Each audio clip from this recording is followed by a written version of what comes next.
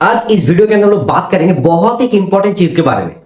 Ali university में जो भी स्टूडेंट फॉर्म फिलअप किया है उसमें किस किस का एडमिशन कैंसिल हो जाएगा और किस किस का एडमिशन कैंसिल नहीं होगा, इसके बारे में बात करेंगे। बहुत सारे स्टूडेंट है जिसका एडमिशन कैंसिल हो जाएगा, उसके बारे में डिटेल्स बात करेंगे। एंड जो नोटिफिकेशन आया है, जो ईमेल आया है यूनिवर्सिटी की तरफ से, उसके बारे में बात करेंगे। देखो, पहला चीज, अली यूनिवर्सिटी का फॉर्म फिलअप बहुत दिन से चल रहा था एंड आज खत्म होने वाला है 1 जून, जो 1 जून 2026 तुम्हारा फॉर्म फिलअप आज का लास्ट डेट है। सबसे इंपॉर्टेंट चीज, इस फॉर्म फिलअप के दौरान बहुत स्टूडेंट ने बहुत गलतियां किया है जिसके ऊपर बेस करके उनको भुगतना भी पड़ेगा। पहला चीज, मैं क्या करके बात करूंगा तो ज्यादा बेहतर होगा, और मैं हर टाइम लिख के बात करता हूं तो मतलब तुम्हारे लिए बेहतर हो जाता है, राइट। एंड मेरी बात सुन के समझ पा रहे हो कि एक्चुअली हेल्थ का इशू है, थोड़ा सा 2 दिन से बुखार है एंड प्रॉब्लम भी चल रहा है, तो लेट्स सी कब ठीक हो जाता है, ठीक है। इसलिए गला बहुत भारी भी है। देखो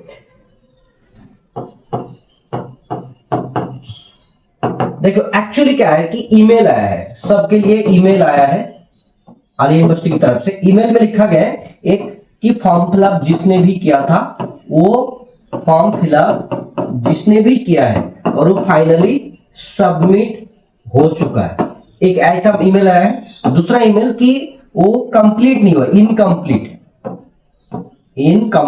है। ये 2 ईमेल मतलब मेरे को देखने को मिला, स्टूडेंट को आया है, ठीक है। इसके ऊपर बेस करके मैं बता देता हूं कि किस किस का प्रॉब्लम हो सकता है आगे, ठीक है। वो चीज सुन लो एक बार।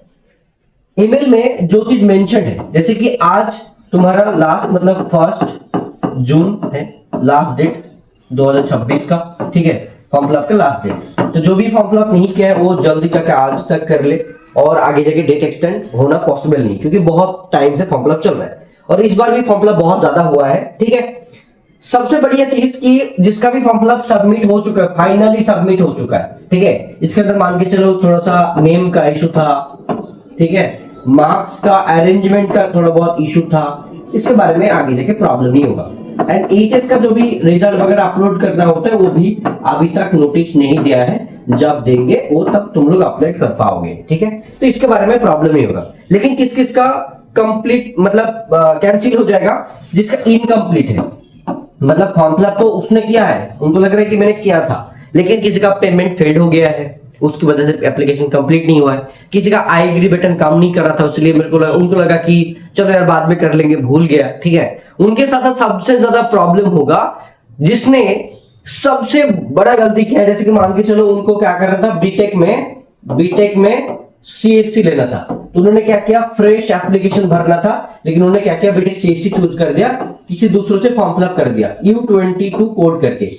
लेकिन एक्चुअल में ये लैटरल एंट्री के लिए होता है, लेकिन उन्होंने तो फ्रेश मतलब फॉर्म भरा था, डिप्लोमा स्टूडेंट नहीं है, तो उनका क्या हो जाएगा, कैंसिल हो जाएगा, रिजेक्ट हो जाएगा, एग्जाम में देने के बाद भी रिजेक्ट हो जाएगा। अगर वो फ्रेश है तो उनको U21 ही चूज करना पड़ेगा और उसी से हिसाब से एग्जाम देना होगा, ठीक है। तो ये कुछ चीजें आगे जाके ये चेंज मतलब कभी नहीं कर सकते। एंड जिसका भी ये प्रॉब्लम है, ठीक है, नेम का प्रॉब्लम, मार्क्स का प्रॉब्लम, कुछ भी है, उनको मैंने गाइडेंस भी दिया था, वो लोग मतलब अभी से इसको ठीक कर लो, नहीं तो बाद में जाके बहुत पछताओगे। क्या करो, एक ईमेल डाल दो। क्या करो, एक ईमेल, जैसे कि मैंने लिख दिया था तुमको, award@alia.ac.in, इस पे ईमेल करो कि मैं एबीसी सेंटर का स्टूडेंट हूं, ठीक है, एबीसी सेंटर का मैं स्टूडेंट हूं, एंड सर मैंने फॉर्म फिलअप किया था, लेकिन फॉर्म फिलअप जब फाइनली सबमिट किया उस टाइम पे मेरे को दिख रहा है कि ये थोड़ा बहुत इशू है, एंड एक्चुअल में क्या मतलब है और क्या होना चाहिए, उसके साथ सपोर्टिंग डॉक्यूमेंट्स भी ऐड करके ईमेल डाल दो। एंड ये 1 जून की रात की 12 बजे तक, मतलब उससे पहले ही कंप्लीट करो। जिसने भी किया है, जिसको भी लग रहा है कि मेरा फॉर्म पे थोड़ा बहुत गलती है, डेट ऑफ बर्थ को लेके, नाम को लेके, पेरेंट्स की नाम को लेके, कुछ बैकएंड हो गया, फॉर्मूला पे क्या हो रहा है कि मैंने भरा था लेकिन वहां पे खाली दिख रहा है, तो ये लोग इसको कर लो, ठीक है। जब तुम इस ईमेल को करके रखोगे ना, जब तुम्हारा प्रॉब्लम होगा आगे जाके, तो मैं तुम्हारा आमिर सर, मैं अभी तुमको वादा करता हूं कि अगर तुम सच में एलिजिबल हो एंड इस चीज के ऊपर लेके कोई प्रॉब्लम हो रहा है, तो मैं तुम्हारे लिए आवाज उठा सकता हूं एंड अवार्ड अथॉरिटी से बात करके तुम्हारा प्रॉब्लम को सॉल्व कर सकता हूं।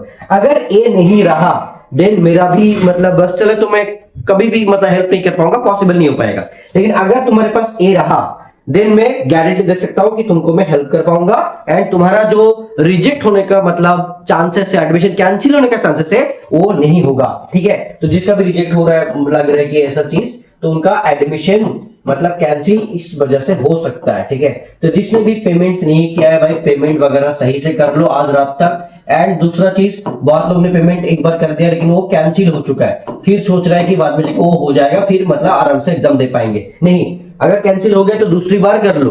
ठीक है, तो वो तुम्हारे लिए मैटर करता है, क्योंकि अगर तुमने दूसरी बार नहीं किया, पेमेंट कैंसिल होकर छोड़ दिया ना, तो तुम्हारा जैसे जिम्मेदारी है वो आवर अथॉरिटीज कभी नहीं लेंगे। तो ये कुछ चीज है बहुत इंपॉर्टेंट। दूसरा चीज मैं यहाँ से बात करना चाहूंगा तुम्हारे लिए, जिसको भी लग रहा है कि सर मैं इस बार सिलेक्शन लेना चाहता हूं, मैं इस बार सिलेक्शन फाइनली लेना चाहता हूं, तो इसीलिए जो भी मतलब जैसे कि यूजी की स्टूडेंट है आवर्ट का, ठीक है, जो पार्ट बी का मतलब पार्ट को लेकर बहुत ज्यादा चिंतित है, बीएससी नर्सिंग स्टूडेंट है, जिनको लग रहा है कि सर मेरे को मॉक टेस्ट चाहिए, तो मैंने एक कॉम्बो मॉक टेस्ट मैंने लॉन्च किया था, कॉम्बो, जिसका प्राइस था 999, लेकिन अभी तुमको 600 रुपीज में मिलेगा। ठीक है, ये 1 और 2 जून तक ऑफर है। दूसरा चीज, यूजी के लिए भी 1499 था, जिसको मैंने 900 रुपीज में कर दिया है। ठीक है, एंड ए भी समथिंग मतलब ये भी 600 रुपीज में मिल जाएगा, जिसका मतलब 1000 था। ठीक है, उनके साथ साथ जैसे स्टार नर्सिंग बैच, उसमें भी मैंने 40 से लेके 60% मैंने ऑफ करके रखा है। तुम्हारा बीटेक मेरा बैच जो अभी क्रैश कोर्स की तरह मतलब काम कर रहे हैं, इसमें मैंने 60% ऑलमोस्ट मैंने करके रखा है, 40 से लेकर 60% के बीच में तुमको ऑफर मिल जाएगा। एंड बीबीए एमबीए के बारे में भी, तो अगर तुम इसमें ज्वाइन करोगे तभी जब तुम अगर 5 से 6 घंटा अभी पढ़ने के लिए तैयार हो। अगर तुम 5 से 6 घंटे पढ़ने के लिए तैयार हो, देन इस जो क्रैश कोर्स बैच है उसमें ज्वाइन करो। अगर तुम सच में ये नहीं दे सकते, सिर्फ 2 घंटा ही पढ़ सकते हो, देन इस बैच को ज्वाइन मत करो। ठीक है, अगर 5 से 6 घंटा 1 महीने के लिए दे सकते हो, देन ज्वाइन करो, तुम्हारा सिलेक्शन होने का चांसेस बहुत है। अगर नहीं कर पाओगे तब मत करो। और जितना भी मॉक टेस्ट है उसमें ऑफर चल रहा है, तो जाओ जाके देर मत करो। एंड जो स्टूडेंट सोच रहे कि सर मैं पार्ट भी खुद ही पढ़ लूंगा, यूट्यूब के अंदर तो कुछ वीडियो है उससे हो जाएगा, नहीं होगा, बिल्कुल नहीं होगा, क्योंकि तुमको एक्स्ट्रा भी मेहनत की जरूरत है, जिसके लिए मॉक टेस्ट देना बहुत जरूरी है। तो पार्ट बी के लिए जितना भी और कॉम्बो बैच में जितना भी है, इसमें 50+ मॉक टेस्ट है, और नर्सिंग के लिए भी ऑलमोस्ट 50+ मतलब 100 के बराबर मॉक टेस्ट है, जो तुमको हेल्प करेगा। बीटेक बिजनेस सबके लिए अलग अलग करके है, पार्ट बी का अलग से 499 का भी मॉक टेस्ट है, जिसमें तुमको डिस्काउंट मिलेगा।